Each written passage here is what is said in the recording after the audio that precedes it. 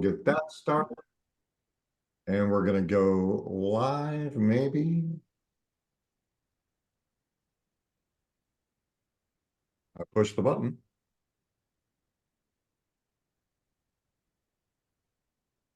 And it'll take a second. Hey, Greg, what's shaking?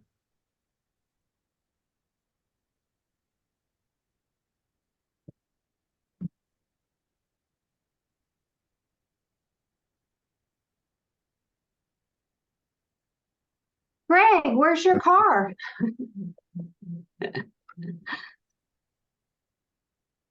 Okay.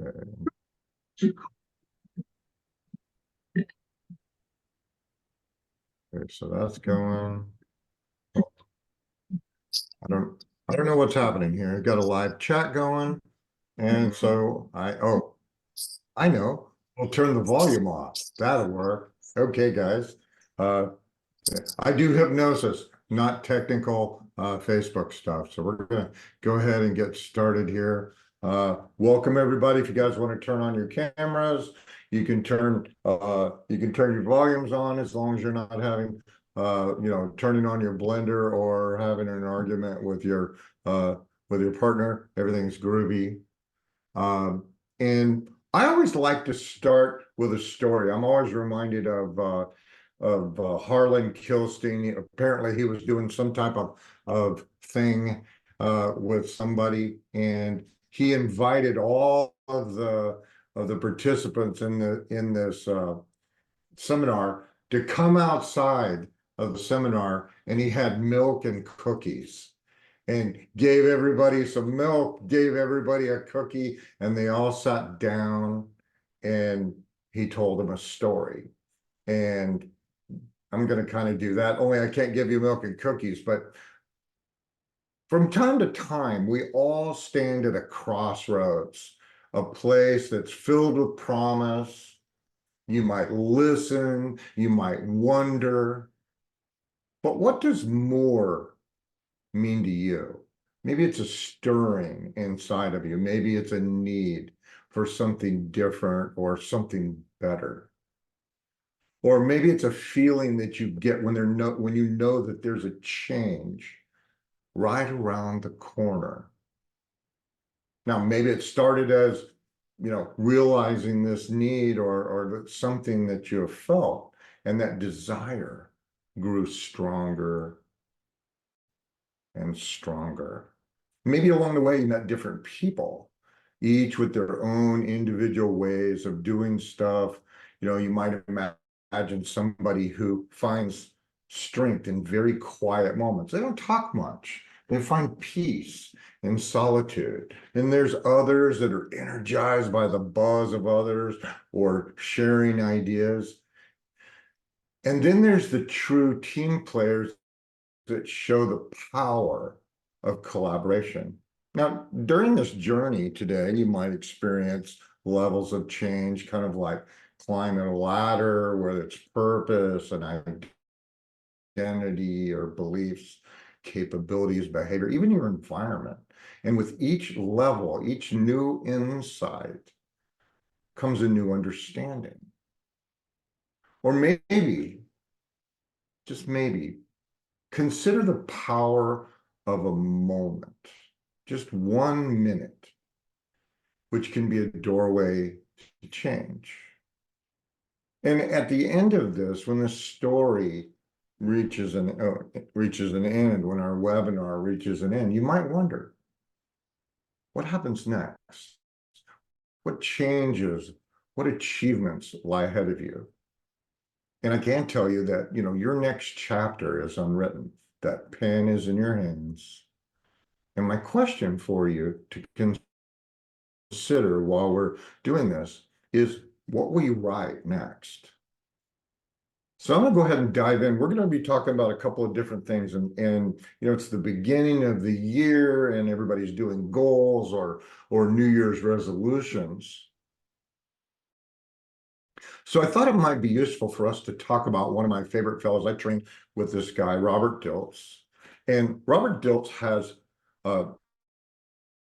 what is called a motivational model. And it's not really a theory, it's a practical tool. Now, it's really, really simple to do this, but we're going to spend some time on this. And luckily, we don't have a whole herd of people so that we can actually go through this if you guys are interested one at a time. But the steps are needs, desires, options, and choice. And we're just going to, doing a couple of examples of this. And I want you to think about something like like something that you want to do, like going on vacation. Okay.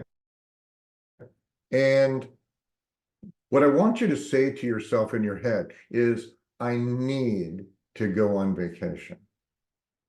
And just notice how that feels. And then I want you to say inside of your head, and everybody's cameras or everybody's microphones off, so you could actually say it out loud. Say, I want to go on vacation. And just notice where in your body you feel that. Now, next are options. So I want you to say inside of your head or say aloud, I could go on vacation, or I will go on vacation. And just notice what that feels like. And then the fourth step of Dilt's model is choice. So I want you to say aloud or in your head, I'm going on vacation. And I want you to notice how that feels to you. And we're just going to pause here for a second. I want you to come off a mute and just tell me how that felt. Hey, Mary, I'm just going to pick on you because you're right in my view. What did you notice when you went through I need, or I want, or I could, and then I'm going on vacation? When I said I need to go on vacation, it suddenly felt like it was something that I must do. It felt like almost like a limiting belief in there, that something that that I have to do, or somehow I failed. In when I said, I thought to myself, I want to go on holiday, it was something I could. Then the movie started playing in my mind. And when I said I'm going on holiday, it was like, well, to hell with the internal voice or all the dialogue that goes on in the mind. I'm damn well going. You try and stop me. Excellent. Yeah, and you perfectly captured but when you think in most the way that most people operate, they operate in a mode of necessity. I need, I must, I have to, blah, blah, whatever. And then there's the realm of possibility or of choice, which I will, I can, I'm planning to, and using this model, I want you to just take a moment, everybody, and think about something that you need to do. Yeah, it would be good for you. It would be wonderful for, for yourself or your family or your dog or whatever. And just think about that. And then let's go through this process of, and you don't have to tell anybody what it is. Just do it in your head, or you can write it down and just go, I need to blah blah blah. I must do blah blah blah. And just think about that.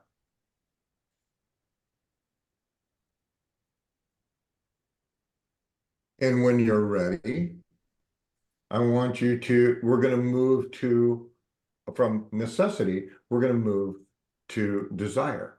I want to do X.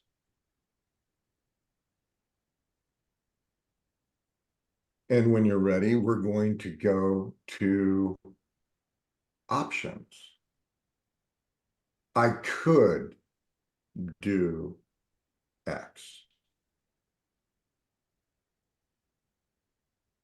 And notice if that feels like it frees you up.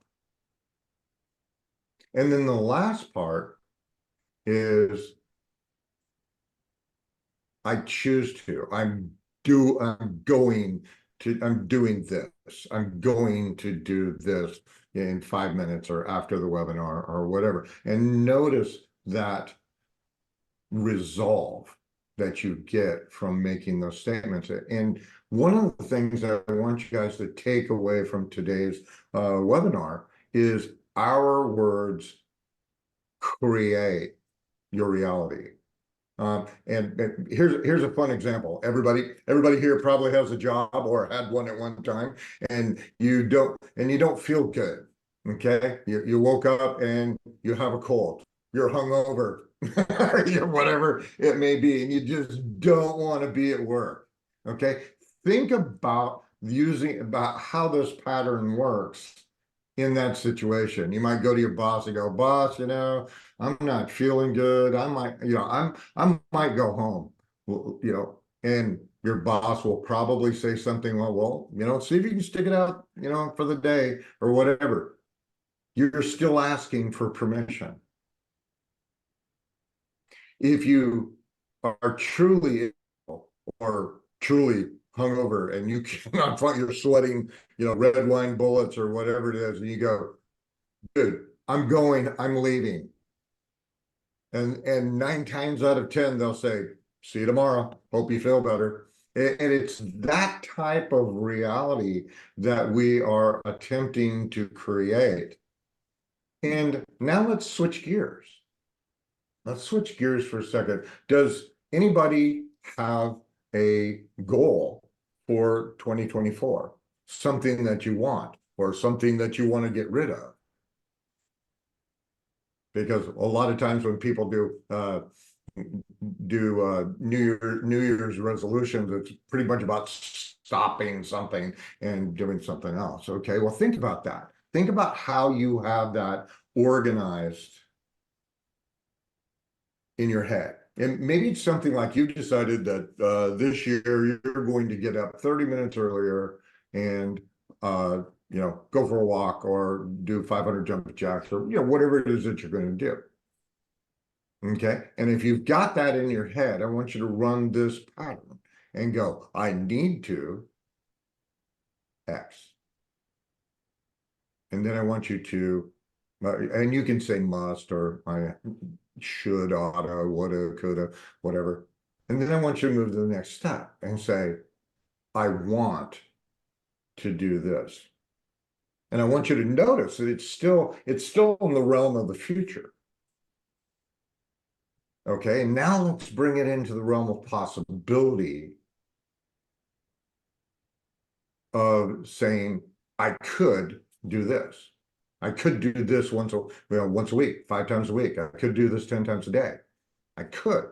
Absolutely. I have the capability of doing X." And then we're going to move to the final step. We're going to make a decision. I choose to do this. I'm doing this. And I think Hamer and I were doing this. I know Greg, you and I have done this, but we talked about something that you wanted to do, and using that language, you're like, "I need to do this." Well, could you do that? Well, yeah. Do you want to? Yeah. Well, great. And and one of the ways that you can do this, if you're talking to a person, you can actually do this with yourself, is you say, "Well, it sounds like all you need to do is make a decision, right?" Yeah, Greg, I've totally done that too. It's like, you just need to make a decision, right? Okay, well, how about now?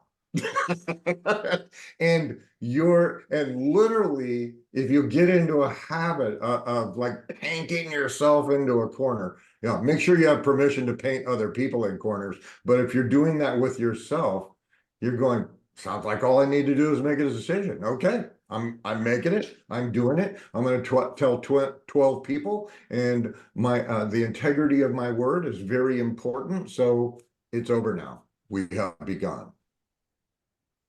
So I want you guys to think about that. I see a hand up. Hamer, there's a hand gesture thing. Yeah, that was me. If you'll pop that up next time. Sorry, what Okay. about, What's your, I think Lily had a question as well. My, Okay. it wasn't a question. Go ahead. Okay, so I've overlooked myself now oh yes, it reminds me of what I've quite often heard in seminars about if you knew you couldn't fail, what would what would you do differently to what you're doing now? Would you try to do something, or would you just do it? absolutely. Lily, did you have a question? Well, I was just going to say something interesting that I didn't expect. And as I went through those, I need, I want, I should, and so on, the way I did it is to see which one makes me feel, I know this is going to be weird, but feel lighter. The lighter it is, the better it is for me. And believe it or not, want was lighter than I'm going to do it. It was interesting. Okay. Yeah, everybody's going to be different. And if you have a tendency to lead kinesthetically, which I know you do, okay, pay attention to take my words and take whatever pattern that I'm offering and make it work for you. Yeah, and I mean that's really interesting. I would not have calibrated the lightness or heaviness or stickiness or anything of how something feels, but I see a bunch of heads bobbing. So that, great. That's a great observation, and please continue to share your personal observations so that other people that lead kinesthetically can I don't think that way. That's my last that's my last modality. When people say, "How do you feel?" I go, "With my fingers," and they don't get to know how I feel. It's very private. Okay. So does anybody have any questions on the Dilt model? Okay, well, I'm gonna everybody who is on this, I'm gonna if I don't have your email, if you came from Hamer's group, make sure that I've got your email and stuff, because I'm gonna send you guys a print out on this. And I'm gonna pause here for a second. Hey, Raymond, do you have any observations about this pattern?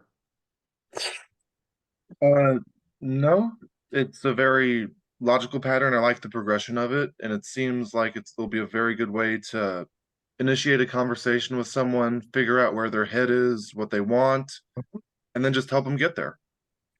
Yeah, that's great. Rebecca, questions, comments, discussion? Yes, good morning, everyone. So thinking about all these possibilities and even dreams or goals, yeah, I feel some kind of tickles inside, right? And something that it comes to my mind is like, do I deserve this? Like sometimes, uh, even a little dream, it seems to be sometimes way too big or bigger than me, right? And and I have this chip like, no, maybe this is for other kind of people, and um, this is what I got not stuck, but it's in my mind, the part of the serving. Okay, thank you. All right, so we're gonna move on now. I'm just gonna run this thing continuously, so if anybody needs to like get more coffee, go potty, or whatever it is, we are recording, so it'll be awesome. But I'm gonna keep going unless we need to do a break. The second thing that I wanted to talk about, and I'm doing an overarching process.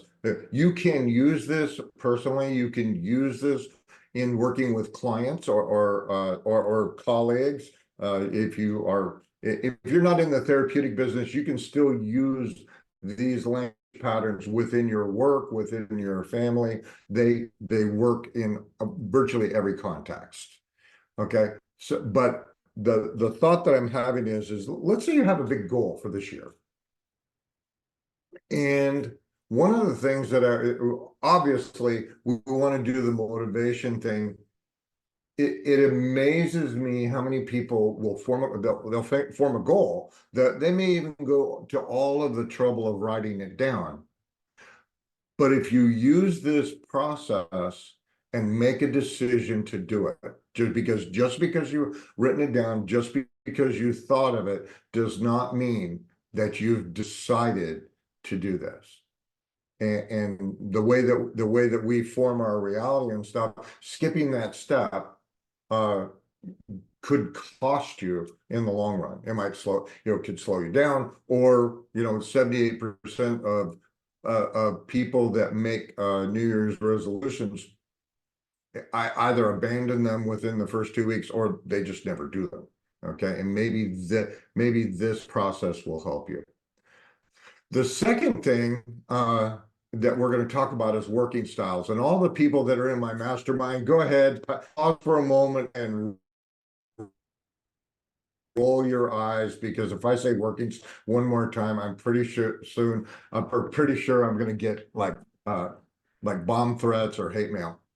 I think that working styles, which is part of the NLP meta program process, and there are lots and lots of meta programs. And besides move toward and move away, I believe that working styles are the most important and underutilized meta program that we have. So if you're new to this and you're going, what the hell is a working style? Let's talk about that. Working styles come in 3 flavors: independent, proximity, and collaborative or cooperative. Okay. And let's just kind of go through this for a second, because a lot of people, if you're an entrepreneur, there's almost an expectation that you're an independent worker. You don't need anybody to motivate you. You get up, you work all day, you work 5 days a week or 6 days a week, and you can work 12 hours without a break and all that stuff. Guess what? It's only about 3% out there in the world are truly independent.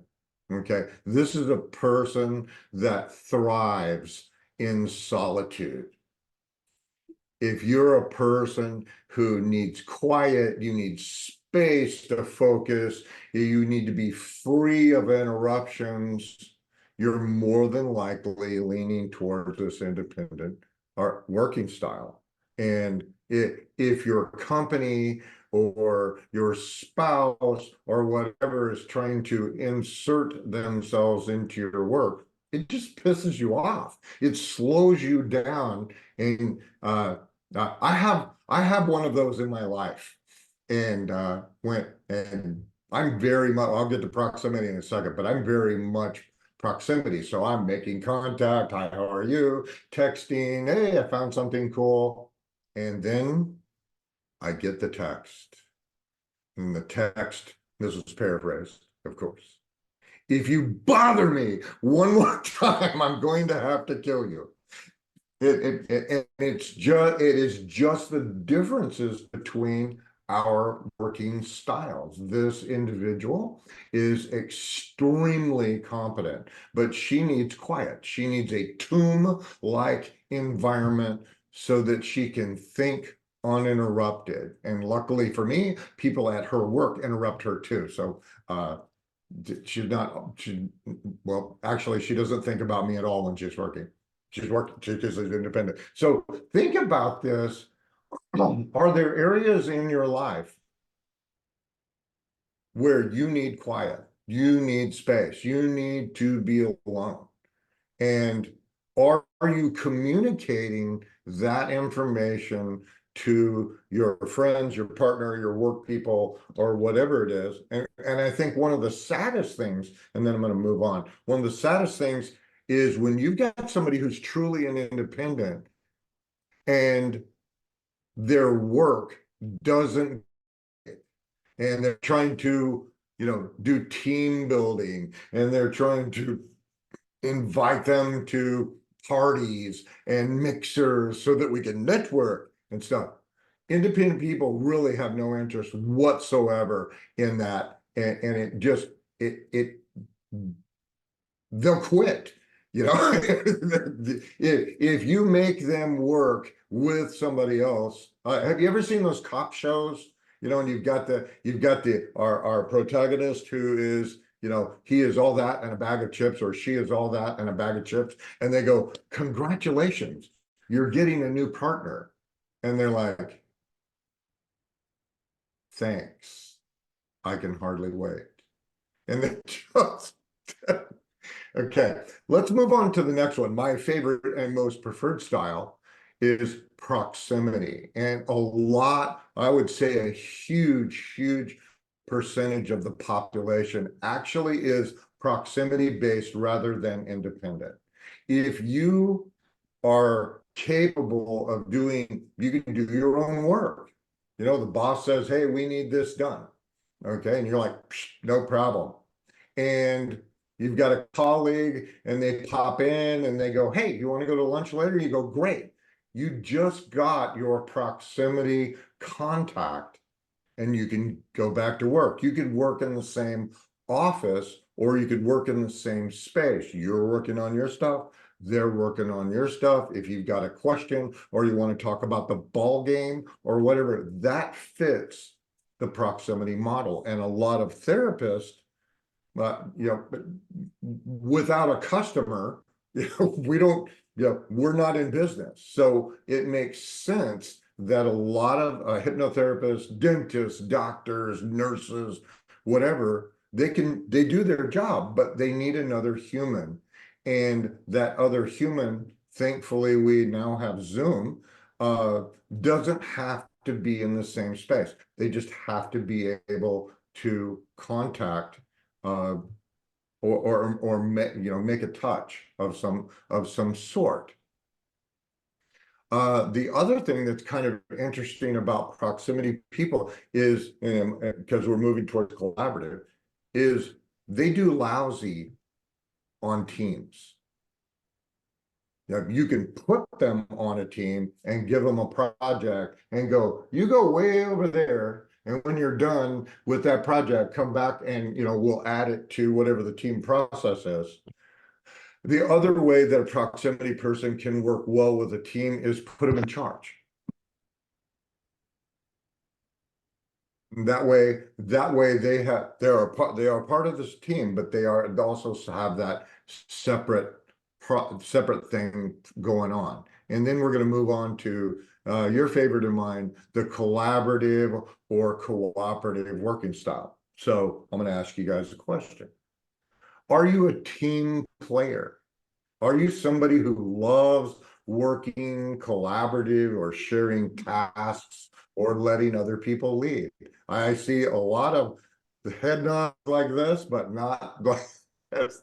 Okay, they're out there. Their people are out there. There's a huge percentage of people that they are all about the team. If you go to the health club and they have these, group workouts, whether it's yoga or they're doing dance or they're doing aerobics or something like that, those are your collaborative or cooperative people. There are people out there and they could be dog sick,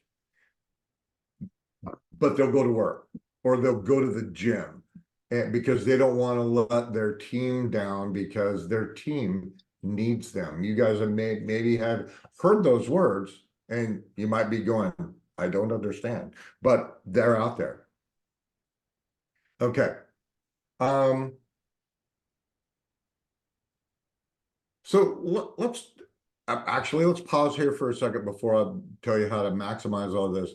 Go ahead and come off of mute, and based on what you're hearing, Hamer, I'm gonna start with you because you're immediately to my left. Are you more independent, proximity, or collaborative? I think I'm a mixture of all three. I do prefer to work by myself, but I like to have people around around me, not necessarily being part of a team. You probably know a little bit about what I did in Huh? my It's as a it's fundraiser. it's something. Keep Yes. going, I muted her. Okay, fair.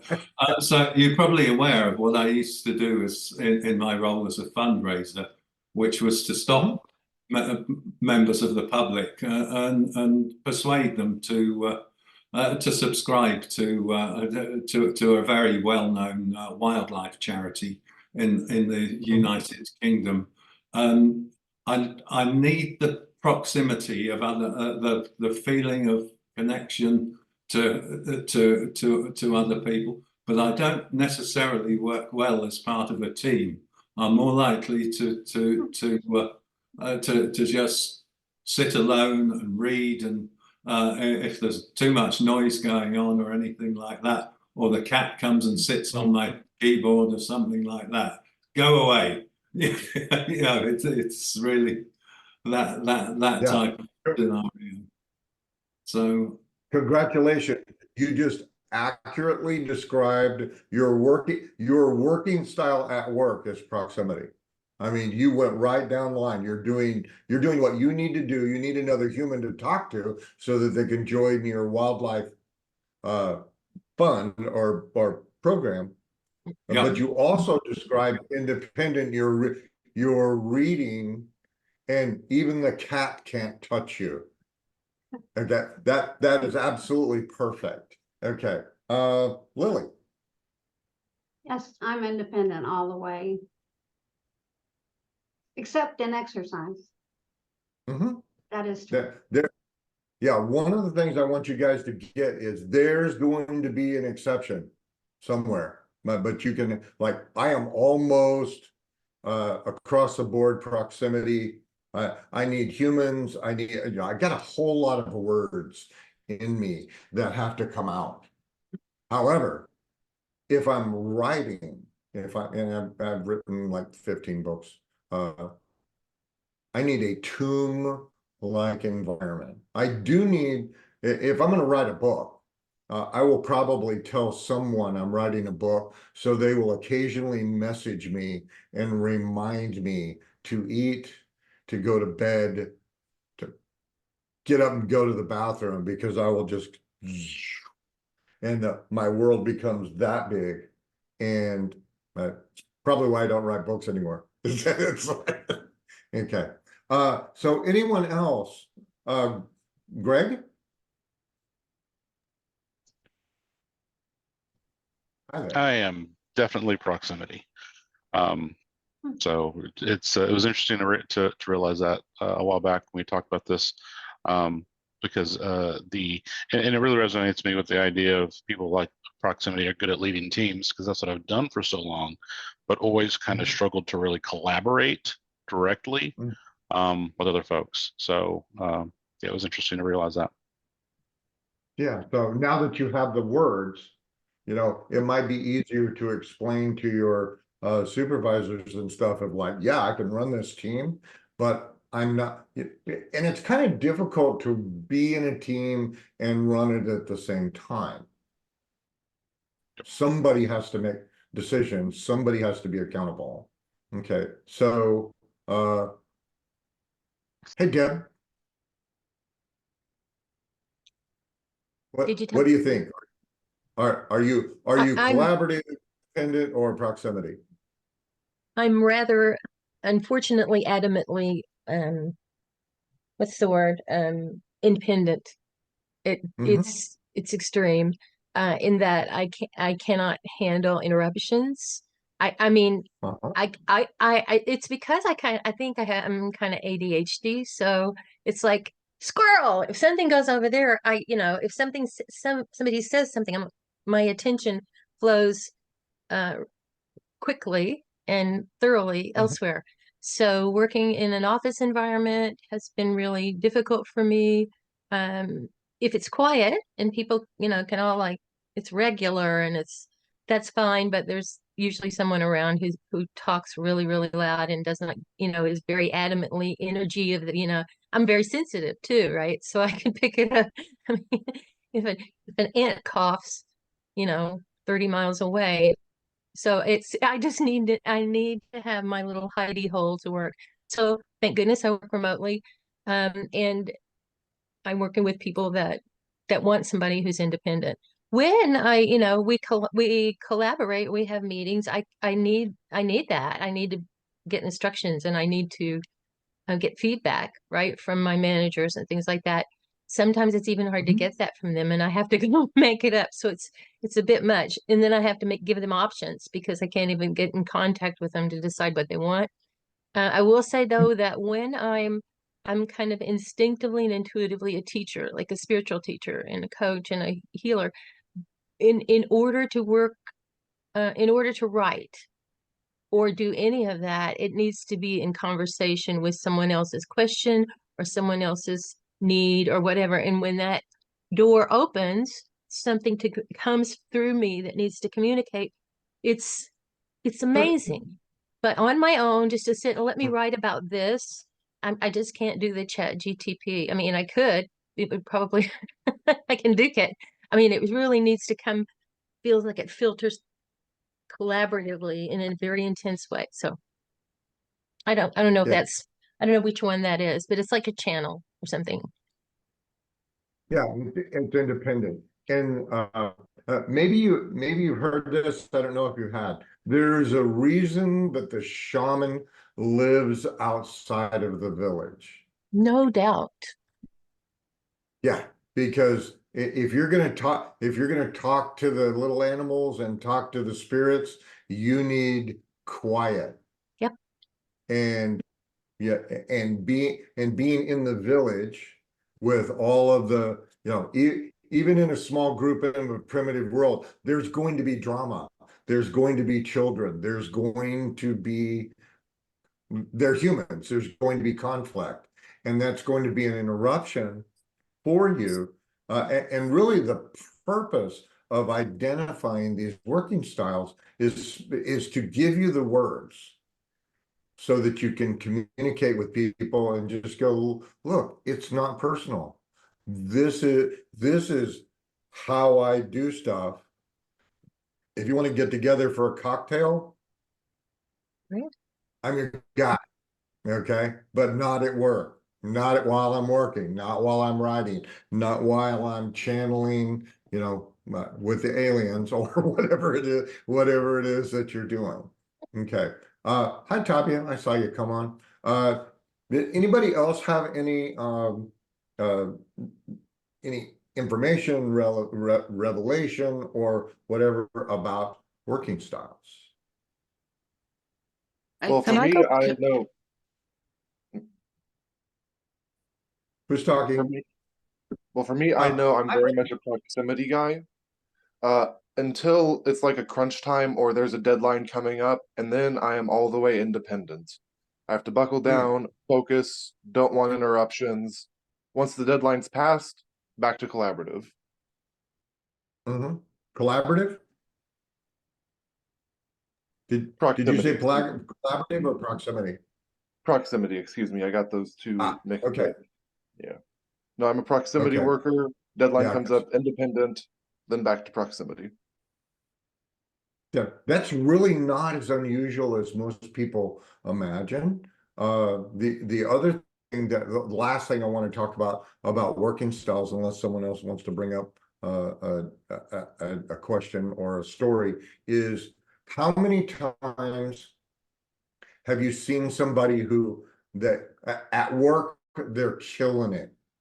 Okay, they are the go-to person to get whatever it is done. They're magical about how they are able to do these processes. They can work 935,000 hours, in a row without going to the bathroom once, and the company promotes them. and they have changed that person's working style. They give them a corner office with a secretary that blocks everybody from talking to them, and they fail miserably.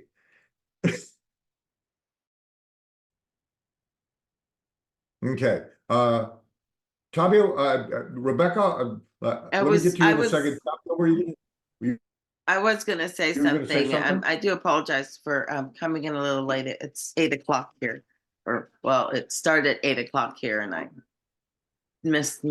crossed my wires. Anyway, from what I understand, because I did miss a little bit, independent is just you working alone.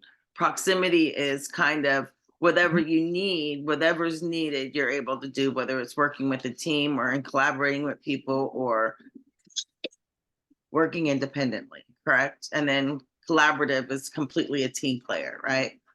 And I guess from that definition, Yeah. I'm a proximity, right?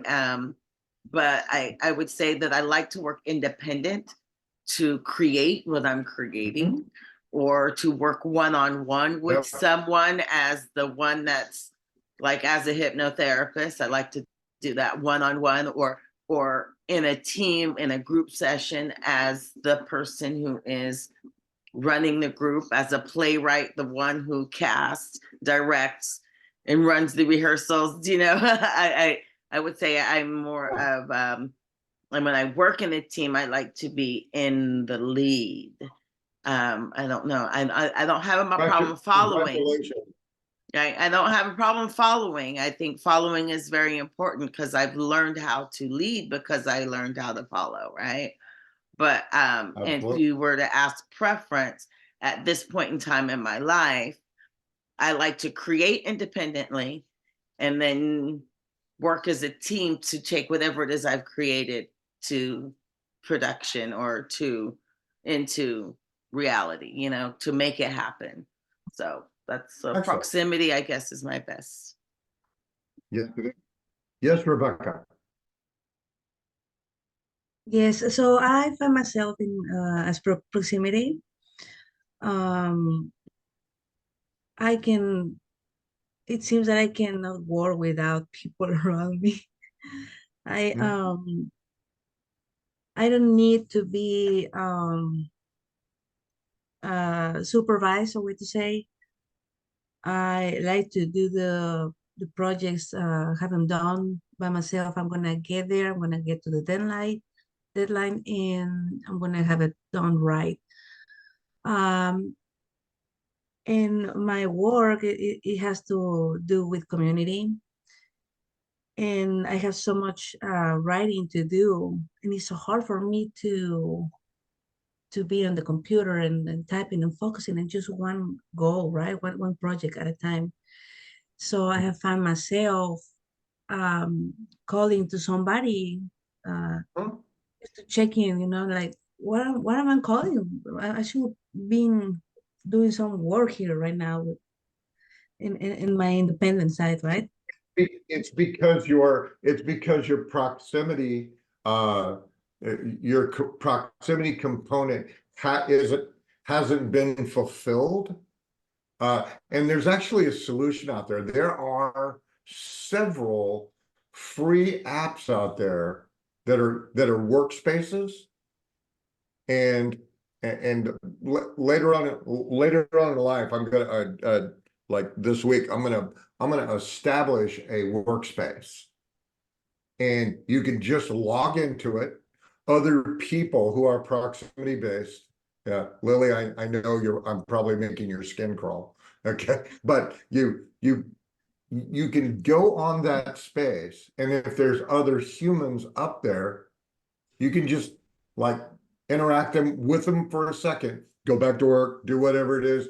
You can look up, they're up there in a window. So you're not alone. You're just not being interrupted. Does that make sense? Yes, Yeah. very helpful. Yeah, Very because that helpful. would, yeah, and like there are there's a buddy of mine that he gets up early. I am an early riser. And I mentioned that I have lots of words.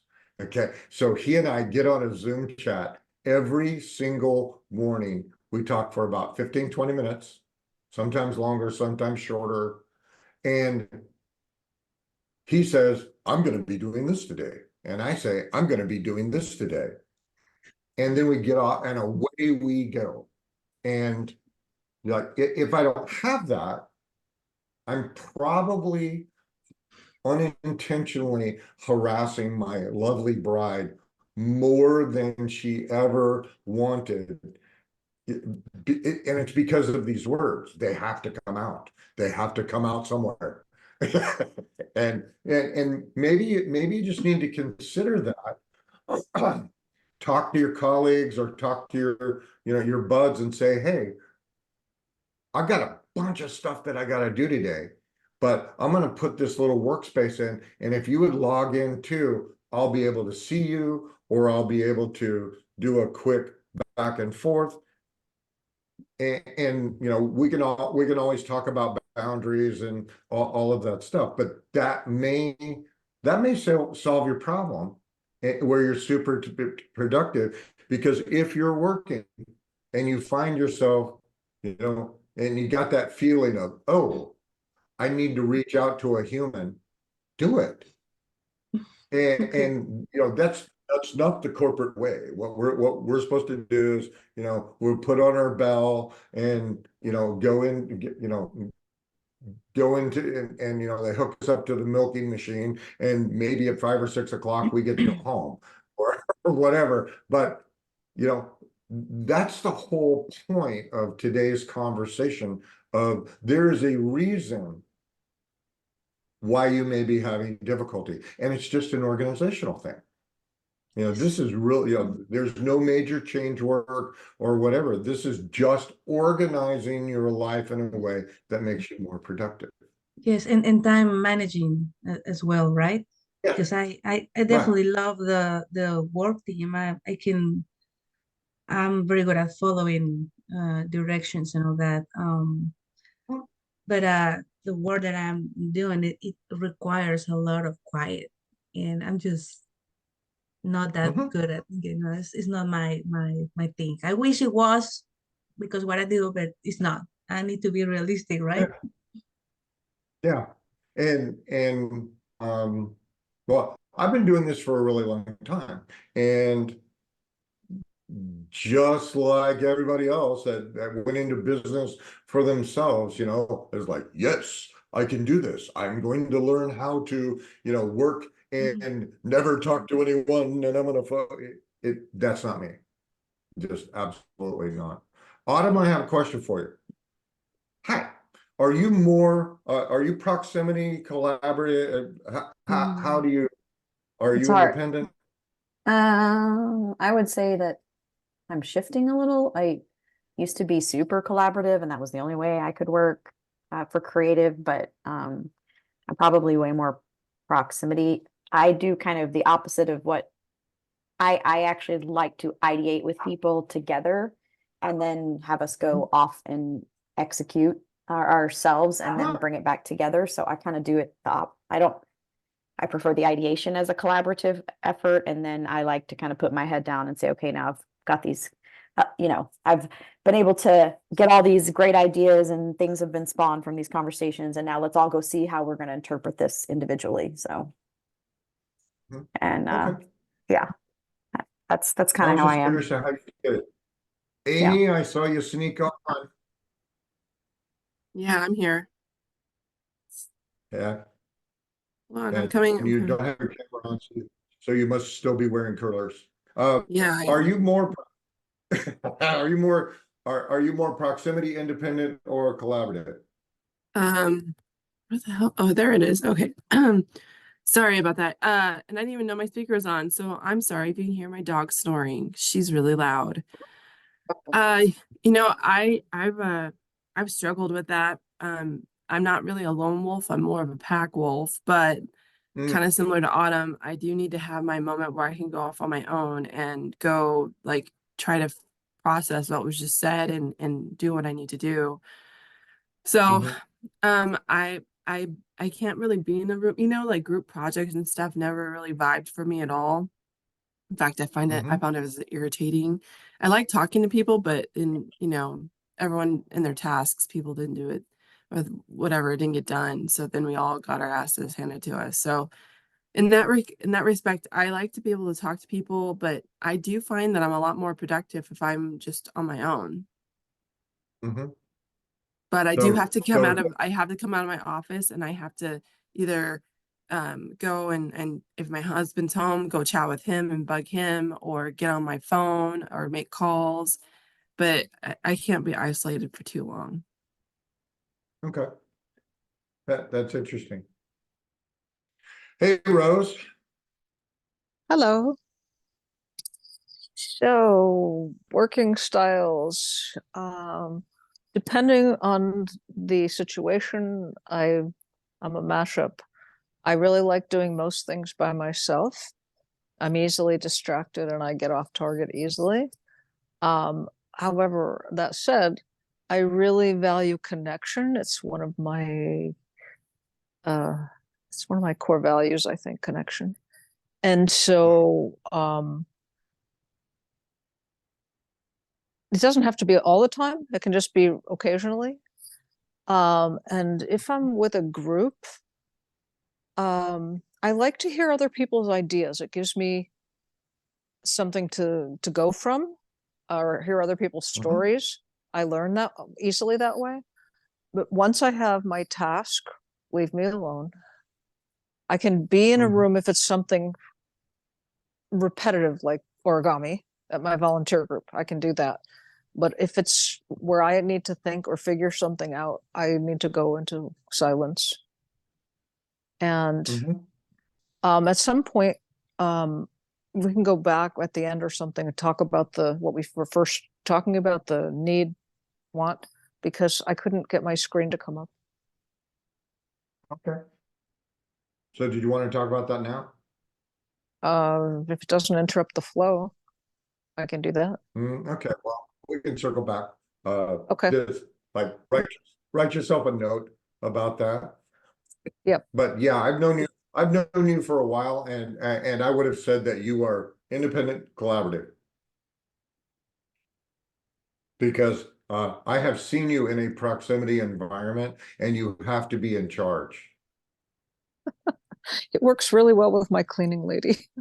I could help clean the house when there's somebody there. Otherwise, I'm like, it's just too overwhelming. So things can be really specific for one situation. Okay, so time-wise, do we need a break here? Okay, cool. So we're gonna carry on, and we're going to move to our next adventure, which is logical levels. And this logical levels were originally created by Gregory Bateson, and he wrote a book. Please don't buy it. It's called The Ecology of Mind, and it is a ferocious tome of information that you'll just it's like reading and actually Robert Dilt is kind of like that too. It's like reading stereo instructions. Now if you like reading stereo instructions, these two guys are perfect for you. But just the short version, Robert Dilt introduced the idea of logical levels. And logical levels have to do with our layers of understanding. They build one on another. They influence our thoughts and our actions. And it also helps us understand how we fit into the world and how we change to meet our goals. Now, having said that, from a therapeutic standpoint, which is kind of my slant on the world, when you change a behavior, everybody's heard, the old wives' tale, it takes 21 days to form a new habit. What if that's not true? What if it takes about 18 months for you to change a habit or a behavior in which it is in every logical level of your life. Now I've been doing yoga for years, and yoga permeates my entire being. Exercise permeates my entire being. Eating Mexican food permeates it's because I've been doing it for so long. And let's just talk here. I actually have a photo for you guys. And let me share the screen here for a second. Okay. So logical levels are it's pretty simple, but I mean, it's going to start with your environment, your behavior, your skills, capabilities, your beliefs and your values. That they actually wrote that backwards. And then your identity. Now, when I learned NLP, that's where it stopped, was identity. And then they had spirituality above that. And depending on who you are and where you live and all that good stuff, like some people lost their mind when you said the word spirituality. So they changed it to purpose. So based on your belief systems and how you want to interact, like that is the model that we're going to be working from. So from purpose, you need to think of, and if you're taking notes, you can, I am going to send out notes, but when you think about your purpose, ask yourself the question, for whom, for what? It's the highest level. It's the why behind everything that we do. Next level down is going to be identity. Who? Identity is about who we are, or who we perceive ourselves to be. It's our sense of self. It's crucial for our motivation. And I love this word, permission to act. And because have you ever heard somebody say, that's not me? And it's like, hey, let's go ride some roller coasters. They go, oh, no, that's not me. And so their identity is about, they don't ride roller coasters. Okay, and we're going to work on this here for a little bit, but I mean, if you think about who you are, and who you are is also going to tell you what you are capable of doing and thinking and dreaming about. The next level down is going to be your beliefs and your values. And values, my definition of values are your beliefs about your beliefs. Yes, Hamer. Okay. Just a quick question. Are you able in this meetup to be able to talk about the difference between Dilt's logical levels and Bateson's logical levels? Because my understanding is that Dilt's is like what he calls neurological levels of being, and then there was something earlier in that predates that in NLP from Bateson, that which were things like the difference, is it between sensory and evaluative language and things that fit into that somewhere? And we could do a whole workshop on that, and I would be happy to. But for what we're doing now, If it's out of scope, fair enough. I don't want to drill that deep. I am totally an NLP nerd. I'm your guy, but I don't want other people going, kill me now. Sorry about that. Because what I want to do with it, what I'm going to do with this is, after we get through explaining what these are, we're going to do a process. And hopefully this process will be awesome for you guys. Okay, so we're going to talk about beliefs and values. Okay, this is what we hold true. Our entire world that we experience is based on our beliefs and values. Okay, so so if you grew up in a family where everybody did heroin, okay, it is totally possible that you would either do heroin, or you might be completely neutral about people doing heroin because that's what you grew up with. Okay, in my world, no heroin. It's just, I can't see anything useful coming from that. The next level down is going to be capabilities, which is our skills, our strategies. What is it? What are we capable of doing? What are you capable of learning? You know, maybe you don't know how to fly an airplane, but could you learn? That's about our capabilities, and this also is within our skill sets. Okay, then we have habits and behaviors, and these are our visible actions. It's kind of like your behaviors are normal, and my definition of normal is what you do every day. Okay, if you sleep until 10 every day, that's normal. If you wake up at 5, do 500 jumping jacks and 12 push-ups before you let the dog out, and you do that every day, that's normal. Okay, so and a lot of times people get into this, they get hooked on that their behaviors, their habits are their identity. And that's one of the things that I really like to separate out is this just a habit? Is this just a behavior? Or is this a belief? Is this a value that's important to you? Or is this your identity? And you know, I don't want to get too much into the therapeutic process, but behavior, habits and behaviors is really where people start making changes. Okay, and then in the last one, the lowest level is our environment.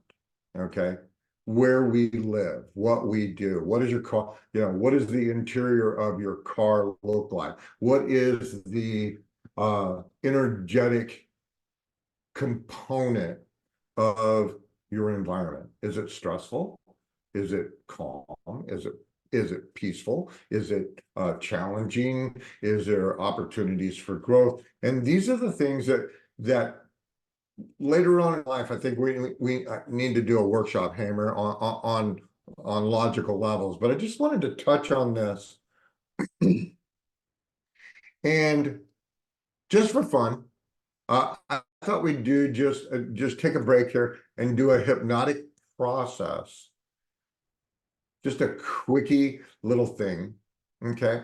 And think about something for a moment that you do well. You know, maybe you knit, you know, maybe you can play the tuba or whatever it is. But, you know, whatever it is that you think about something that you do well.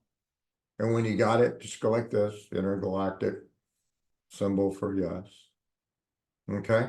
And what I want you to do is close your cute little eyeballs for a moment. And I want you to imagine a pyramid out in front of you.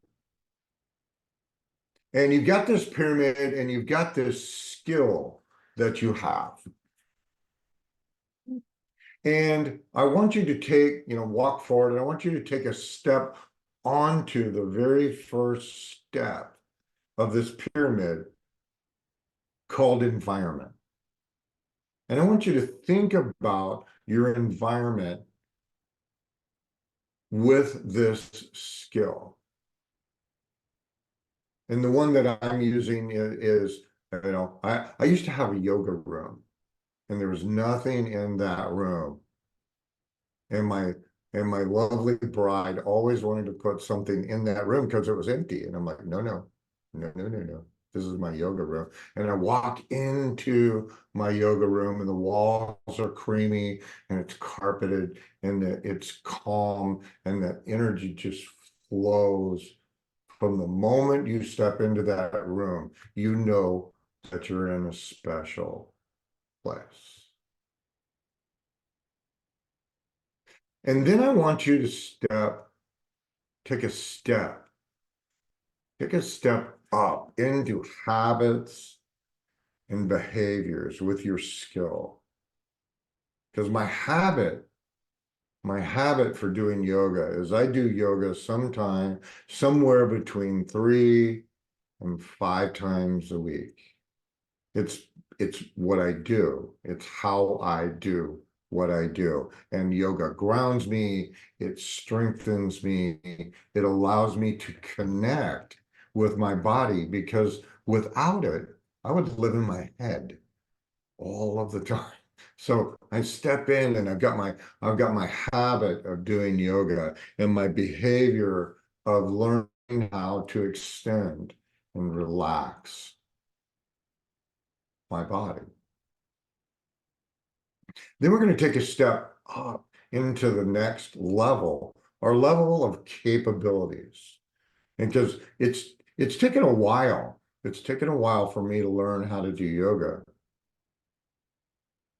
But if I applied the same amount of time and energy and focus into some other skill set or some other type of learning, that I just know that I can learn it. And feel that that knowing, that recognition, that acknowledgement that you have the skill, that you have the capabilities of so much more if you choose. And then that will take the next step up into our beliefs and values. And my belief is that I'm just using yoga, that I can do yoga. I can do yoga anytime, anywhere, any space, at any environment, in any country in the world. All I need is 3 feet around me, and I can do yoga. And my values, my beliefs about my beliefs is that yoga is excellent. And I hope that you're using whatever it is, whatever your skill set is, and substituting my word yoga for whatever your skill is. And then we're going to take the next step up into identity. And I really hadn't thought about this because I'm doing this impromptu, but who am I in this context? I'm a yogi. I am someone that does yoga. I am someone that embodies that practice. And I don't know that I've ever said that. That's kind of fun. And then I step into purpose. For who? For what? And I've taught yoga for years. And in my opinion, in my experience, teaching someone how to move their body, how to experience relaxation, how to experience the power that your body can feel by doing these movements in a prescribed manner is very powerful. And if they outlawed hypnosis, tomorrow, could I go teach yoga? Yeah, I could. I could create a whole yoga practice. It would be in person, it would be online, it would be awesome. So I want you guys to come all the way back out here, but give yourself an opportunity to and I'll give you guys these steps. And I think that Greg, pardon me, there is a logical levels video in one of the things. I'll hunt it down and give it to you guys. But when you make a change, when let's say that and I'll just pick something at random. Let's say you had a phobic response to something simple like people who slurp their coffee, because I just saw Amy take a drink of coffee. Okay. And you do a piece of work and you change that response or that reaction that you have to somebody slurping coffee. Okay. And So you've made a change, a really, really simple change. One of the things that I would like you to get into a habit of is when you make simple changes, or when you create goals, or you create really big goals, push yourself through the logical levels so that it gets into your neurology right away, where it doesn't take 12, 18 months, 3 months or whatever it is for you to have changed this habit, created this new identity, changed a belief, or whatever it is that you can have this right away. And like in other webinars and stuff, we will get into how powerful that I believe that our unconscious mind is. One of the best analogies that I have ever heard about the conscious and the unconscious mind is your conscious mind is the rider. The unconscious mind is the elephant. The conscious mind can steer the elephant, but if the elephant bumps into a tiger on the trail, you and the elephant are going that way. So you need to befriend the elephant. Okay. All right. So let's talk for a second. I know that I was going kind of quickly. I'm trying to be respectful of everybody's time. But when you were doing that logical level process, what were you noticing as you step into these next, subsequent neurological levels? Did anybody feel anything?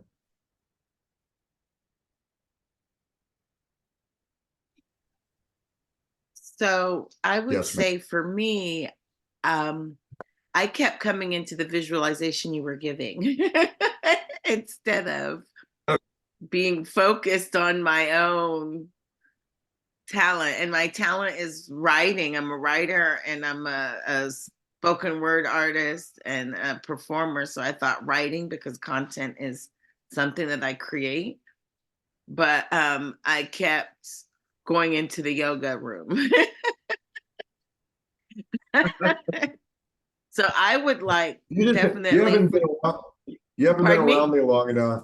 Like this, you haven't been around me long enough. Well, there's lots of people on this call who've learned how to ignore me very well. No, but I think it's because I'm used to, especially from going to classes and doing the hypnosis with the other people, the visual imagery is really something that I'm getting used to when I close my eyes.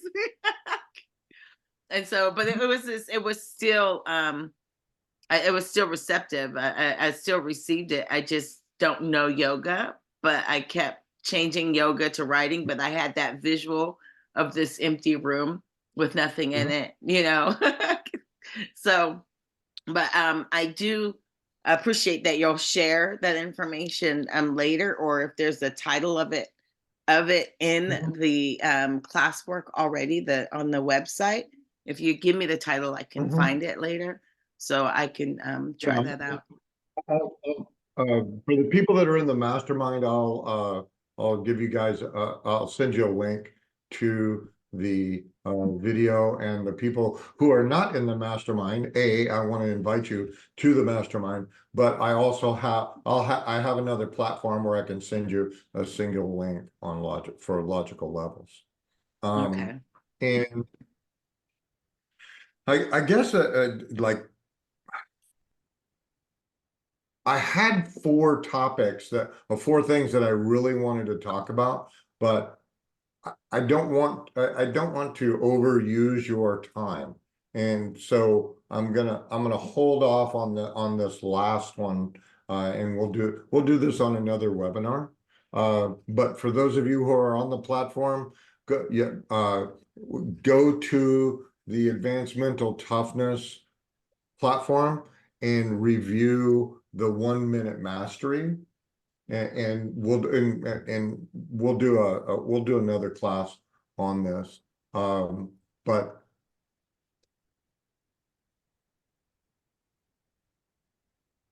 I wanted you guys to think about this as we wrap up, and we'll just take a quick look at what, you know, what we've done so far. We did talk about what Robert Dilt's motivational model, and Rose, this would be your perfect time for you to tell us about need, want that you were talking about. Can you circle back to that or no? Sure. So need for me, it's like a sense of lack. When I say I need to do something, something's missing. Like I said to somebody yesterday, I need to start working out again. And then want, desire is there's a double component to that for me, because although I've worked through this mostly, the idea of, you know, want, who am I to want? But I'm pretty much done with that. But want is like, okay, something more, or something, there's something out there for me to attain or to investigate or to experience. And then we went to could. And that was really interesting, because I just went from being focused in lack or possibility, into like blasting out into the universe into infinite possibility. I felt very ungrounded by it. And then back to choose. Was choose next? Well, hold on, before you get to choice, let me offer you another word. Okay. Okay. Instead of could, okay, try the word capable. That's different. That feels very different. Right. Yeah. Right. So if you're doing that process, okay, if you're doing that process, okay, I need to work out, okay, great. I want to work out. Okay. Are you capable of working out? Okay. That's very different. That should feel totally different.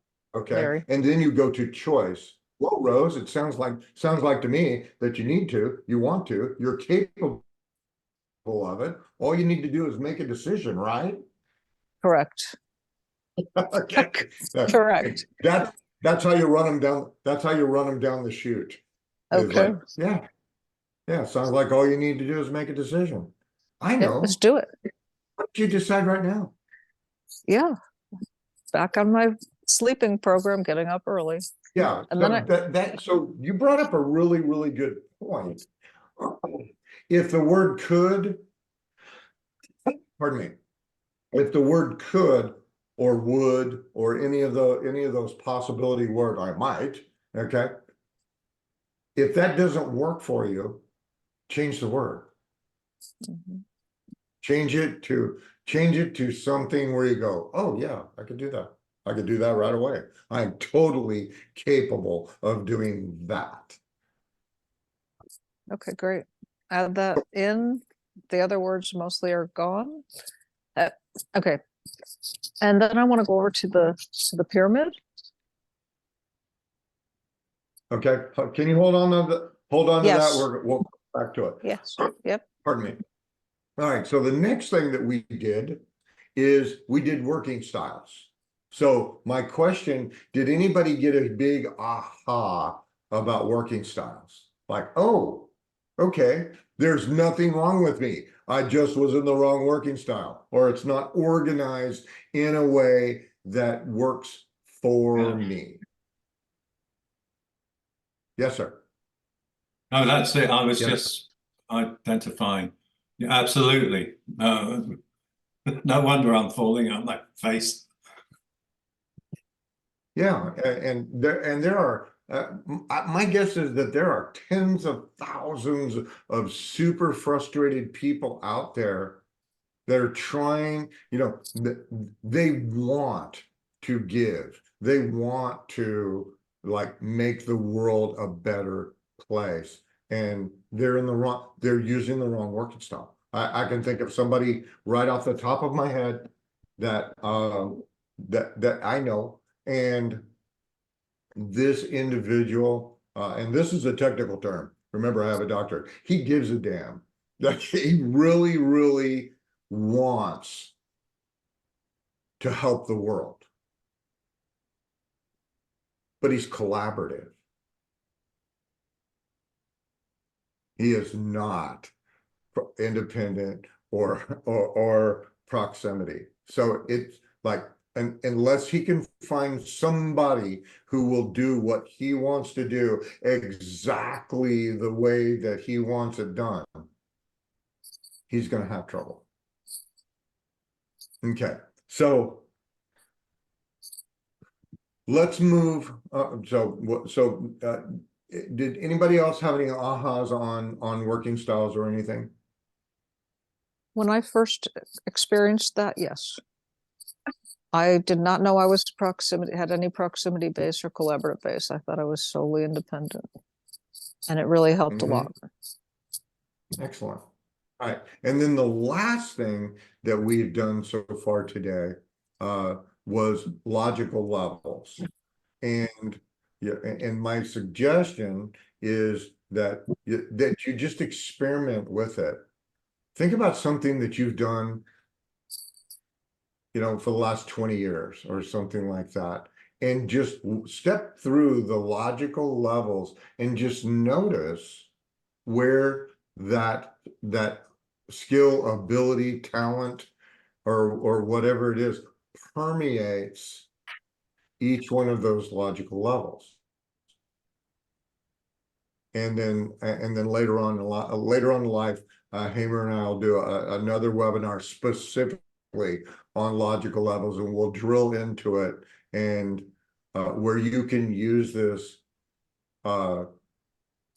easily. And like the way that I do it is like I have an imaginary pyramid on my floor. So when I'm doing something, or if I create a new goal or something like that, I'll just stand up and step into the logical levels to drill it down into my neurology, and then I go sit back down and drink more coffee and go back to work. Anybody ever, hold on just a second, Deb. Anybody ever see The Matrix? You know, where they go, can you fly a helicopter? Not yet. Okay, that's what I'm talking about. It with logical levels is stamping this into your neurology and letting it roll. Yes, ma'am. What was your question? I just didn't understand, you know, the logical levels, like what I went off track. I will probably be very good at yoga after that because I was following you. I was in there integrating it on all those levels. But I didn't like, I took singing, and because I sing well and I've sung well for a long time, and I could occasionally jump back to those things, but I didn't really relate it to what we were doing in the pyramids. So these are just levels that I need to integrate this idea into, make sure that something is in my beliefs, it's in all these levels, or I'm just not clear what. You're already doing, you already do it. Mm-hmm. Okay. So you explained it from the top to the bottom. Right. Okay. Well, okay. I was going to give a quick example. Do you know how to cook? A little, yeah. Okay. Tell me something you're really good at. Graphics. Okay. And you know, and is your environment set up to do graphics? Yes. Okay. Hang on a sec. I'm getting my right. Okay. Do you have like habits and behavior that allow you to do graphics? Like if I said, hey, I need you to design a logo, you don't have to go read a book. You just go, okay, what do you want? Right. Right. Okay. So it's in your behavior. So, and also you've actually answered my question about capabilities. Are you capable of creating almost any kind of graphic? Okay. Almost. Are you capable of creating a graphic and then animating it? Okay, because I'm not. So, okay, and all right, and so we'll move to beliefs. Do you believe that you are capable? Or do you believe that you can create graphics? Yeah. Okay, and And nobody could talk you out of that, right? It's like, oh, you don't know how to do graphics. And you're like, oh, hell no. Watch here's my portfolio. Like, Mhm. okay, Mhm. let's move to identity. Do you identify as a graphics artist? A designer, yeah. The head nod. A Okay, graphic so designer, graphic yeah, artist, yeah. nod. Okay, and do you do that for a living? Yes. Okay, so it's in your purpose. For whom? For what? You make a lot people's lives better because of your art. I help people Okay, speak things they want to say. Mhm. right. They don't know how to Okay, say it. I help them. You have to Con really hone things down to make a graphic right. of it. You have to get to a tiny picture. Yeah. See? Okay, so congratulations. You at one level understand logical levels. However, how long did it take you to get there? A while. Right. So 40 years a I've been lot doing of, it, but I mean, I got there a long time ago, but yeah, I don't know yeah, how long. but it took a while to work through to where it's your career or your purpose. Okay. And the point of this exercise is that we can copy and paste this into our neurology and make this process shorter. Okay, because a lot of people, when they're doing stuff, they may learn how to do something, or they may have something and they do it really, really well, but they don't feel it. Mm. Okay, they don't feel it. Other people are going, wow, you're absolutely amazing. They're going, I don't know. And it's because it hasn't gone all the way into their identity yet. And this is a process that can make it faster. I mean, it won't happen in 3 minutes, but it will. But once you stamp it into those neurological levels, it's like a virus. Put it in there, Like an integration zip line or going. something. Yeah. Yes. Okay. So anybody else have any questions on logical levels? Okay, because I have 3 minutes. Okay. So what I'd like you to do is just like, put your pens and pencils away and whatever it is, and just like chill for a minute. Because this is where the magic really happens, when you start using these ideas in your everyday life. And I want to encourage you to try these out.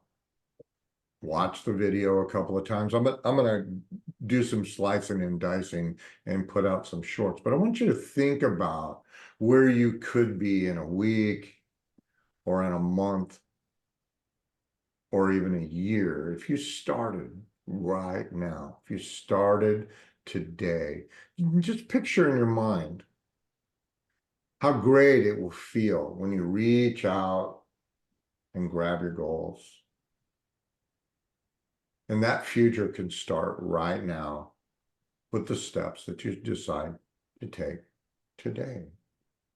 And remember that starting on a path of being great or being accomplished begins with just one step. One step after the other, after the other. And you got everything that you need. You've got the tools, you've got the knowledge, you've got the strength, you've got the courage to make a change. And it's really not about if you can do it. It's about when you start. And I wanted to thank you guys for joining me on this amazing journey. And now you're ready to write the next chapter of your story. And I bet it's going to be incredible. Stop the Facebook. And I'm going to stop the recording.